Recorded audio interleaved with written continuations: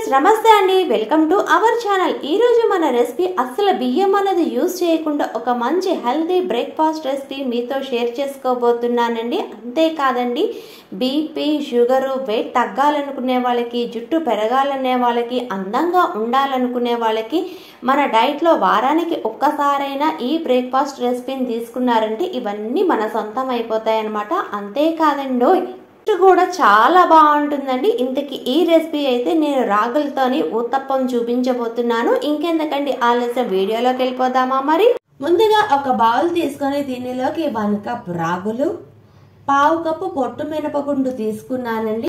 1 tea spoon మెంతులు కూడా వేసుకొని ఇవి శుభ్రంగా మంచినీళ్ళతో 4-5 సార్లు కడుక్కోవాలండి। రాగుల్లో మట్టి అన్నది కొంచెం ఎక్కువ ఉంటుందన్నమాట, అందుకని ఎక్కువ సార్లు కడుక్కోవాలి।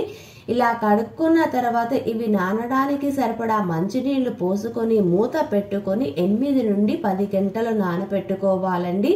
రాగులన్నవి తొందరగా నానవన్నమాట, అందుకని ఎక్కువసేపే నానపెట్టుకోవాలి।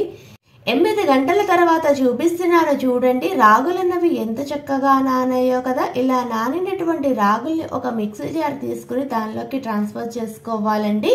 ఇలా చేసుకున్న తర్వాత మనం రాగులు నానబెట్టుకోవడానికి వాటర్ని యూస్ చేసాం కదా, ఆ వాటర్ని కొంచెం కొంచెం యాడ్ చేసుకుంటూ చక్కగా ఫైన్ పేస్ట్గా చేసుకోవాలన్నమాట।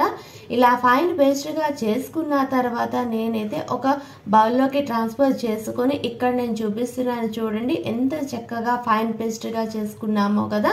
ఇలా చేసుకున్న దాన్ని మూత పెట్టుకొని ఒక రాత్రంతా పులియబెట్టుకోవాలి। ఇలా పులిసిన తర్వాత నేను నెక్స్ట్ డే మార్నింగ్కి చూపిస్తున్నాను చూడండి ఎంత చక్కగా పులిసిందో। దీనిలోకి రుచికి సరిపడా ఉప్పును కూడా వేసుకుని చక్కగా కలుపుకొని పక్కన పెట్టుకుందాము।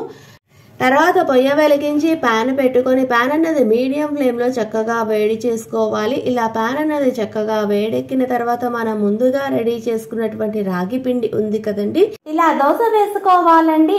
ఇలా దోశ వేసుకున్న తర్వాత దీని మీద గ్రేట్ చేసినటువంటి క్యారెట్, ఫైన్ గా చాప్ చేసినటువంటి ఆనియన్స్, ఫైన్ గా చాప్ చేసినటువంటి కొత్తిమీరను కూడా వేసుకొని దీని చుట్టూరుగా కొంచెం ఆయిల్ అన్నది వేసుకొని మూత పెట్టుకొని ఒక 2 నిమిషాలు ఇలా ఉంచేసుకోవాలండి। ఒక 2 నిమిషాలు అయిన తర్వాత మూత తీసి చూపిస్తున్నాను చూడండి, మన రాగి ఊతప్పం అన్నది ఎంత చక్కగా ఉందో కదా। ఇప్పుడు దీనిని ఫ్లిప్ చేసుకొని ఒక 30 సెకండ్స్ ఉంచుకోవాలండి। 30 సెకండ్స్ అయిన తర్వాత మళ్ళీ ఫ్లిప్ చేసి చూపిస్తున్నాను చూడండి, రాగి ఊతప్పం అనేది ఎంత చక్కగా వేగిందో కదా।